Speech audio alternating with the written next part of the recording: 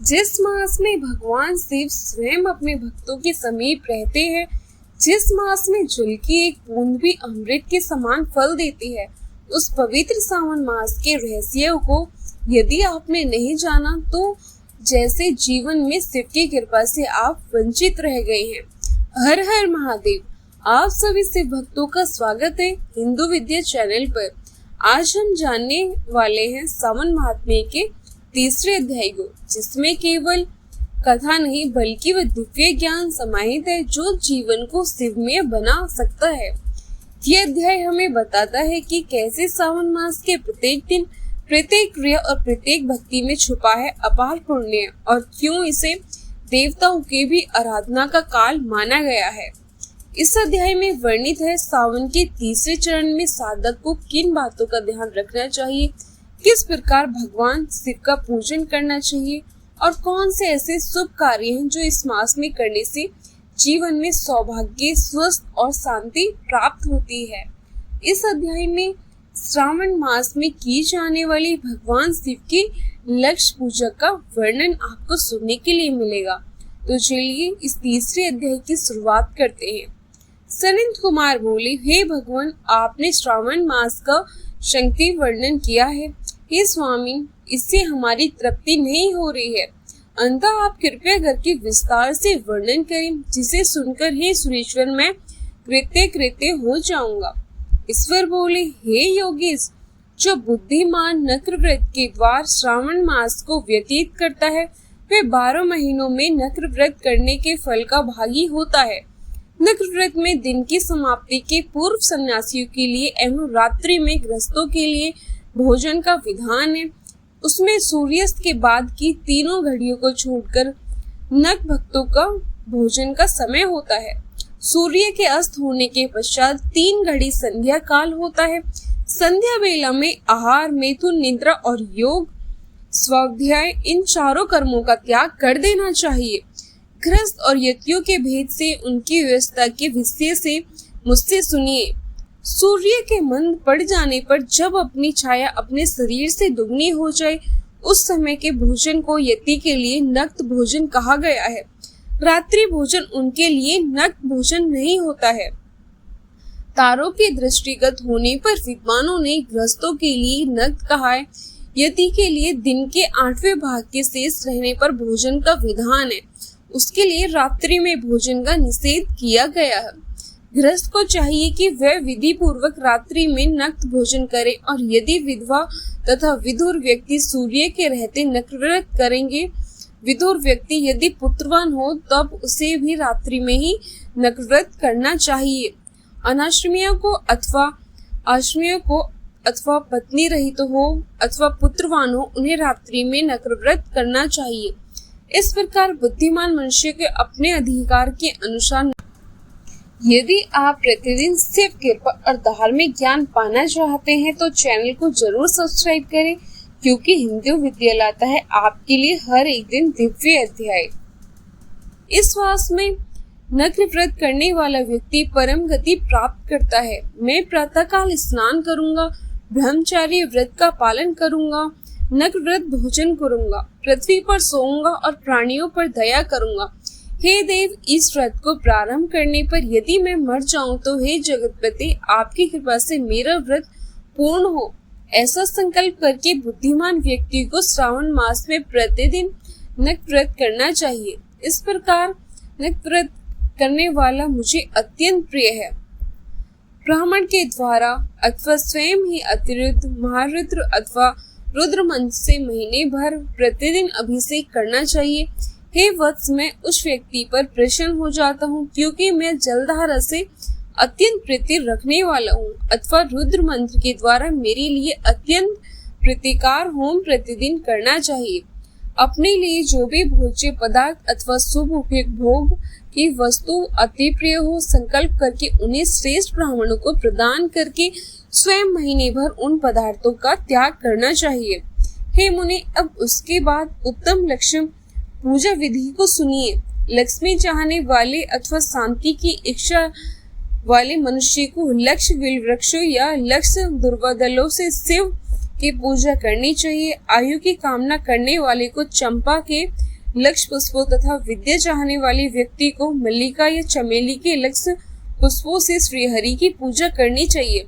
शिव तथा विष्णु की प्रसन्नता तुलसी के दलों से सिद्ध होती है। पुत्र की कामना करने वालों को कटेरी के दलों से शिव तथा विष्णु का पूजन करना चाहिए। पूरे स्वप्न की शांति के लिए धान्य से पूजा करना प्रशस्त होता है। देव के समक्ष निर्मित किए गए रंगवल्ली आदि से विभिन्न रंगों से उचित पद्म, स्वास्तिक और चक्र आदि से प्रभु की पूजा करनी चाहिए। इस प्रकार सभी मनोरथ की सिद्धि के लिए सभी प्रकार के पुष्पों से यदि मनुष्य लक्ष्य पूजा करे तो शिव जी प्रसन्न होंगे। तत्पश्चात उद्यापन करना चाहिए, मंडप निर्माण करना चाहिए और मंडप के त्रिभाग परिणाम में वेदिका बनानी चाहिए। तदनंतर पुण्य वाचन करके आश्चर्य का वर्णन करना चाहिए और उस मंडप में प्रविष्ट होकर गीत तथा वाद के शब्दों और तीव्र ध्वनि से रात्रि में जागरण करना चाहिए। वेदी के ऊपर उत्तम लिंग भद्र बनाना चाहिए और उसके बीच में चावलों से सुंदर कैलाश का निर्माण करना चाहिए।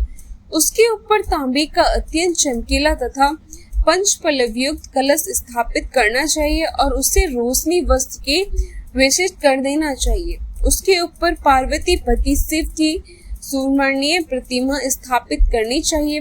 तत्पश्चात पंचामृत पूर्वक धूप दीप तथा नैवेद्य से उस प्रतिमा की पूजा करनी चाहिए और गीत वाद नृत्य तथा वेद शास्त्र तथा पुराणों के पाठ के द्वारा रात्रि में जागरण करना चाहिए।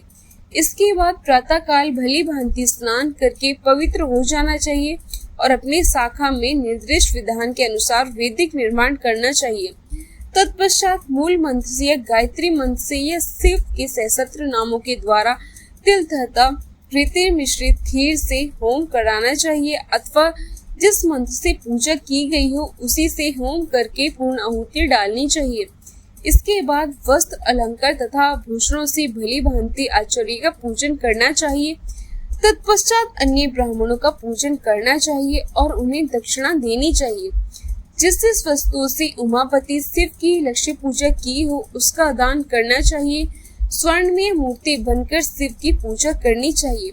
यदि दीप कर्म किया हो तो उस दीपक का दान करना चाहिए। चांदी का दीपक और स्वर्ण की वृत्ति का अर्थात बत्ती बनाकर उसे गोघृत से भरकर सभी कामनाओं को अर्थ की सिद्धि के लिए उसका दान करना चाहिए। इसके बाद प्रभु से क्षमा प्रार्थना करनी चाहिए और अंत में 100 ब्राह्मणों को भोजन कराना चाहिए। हे मुने, जो व्यक्ति इस प्रकार पूजा करता है मैं उस पर प्रसन्न होता हूँ। उसमें भी जो श्रावण मास में पूजा करता है उसका अनंत फल मिलता है। यदि आपने लिए अत्यंत प्रिय कोई वस्तु मुझे अर्पण करने के लिए विचार है, इस मास में कोई त्यागता है तो अब उसका फल सुनिए। इस लोक में तथा परलोक में उसकी प्राप्ति लाख गुना अधिक होती है। सकाम करने से अभिलाषित सिद्धि होती है और निष्काम करने से परम गति मिलती है। इस मास में रुद्राभिषेक करने वाला मनुष्य उसके पाठ की अक्षर संख्या से एक एक अक्षर के लिए करोड़ करोड़ वर्षों तक रुद्र लोक में प्रतिष्ठा प्राप्त करता है। पंचामृत का अभिषेक करने से मनुष्य अमृतत्व प्राप्त करता है। इस मास में जो मनुष्य भूमि पर शयन करता है उसका फल भी मुझसे सुनिए।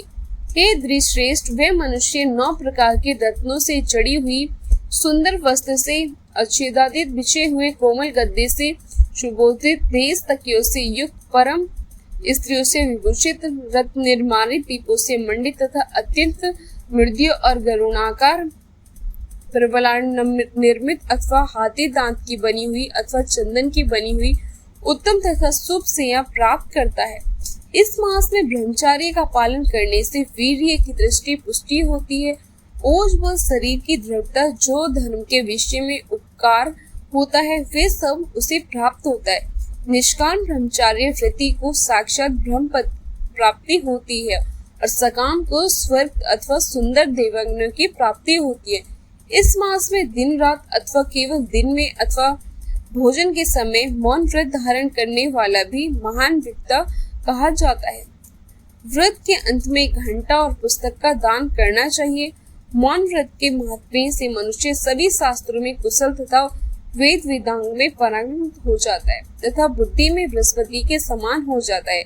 मौन धारण करने वाले का किसी से कलह नहीं होता, अंततः मौन व्रत अत्यंत उत्कृष्ट है।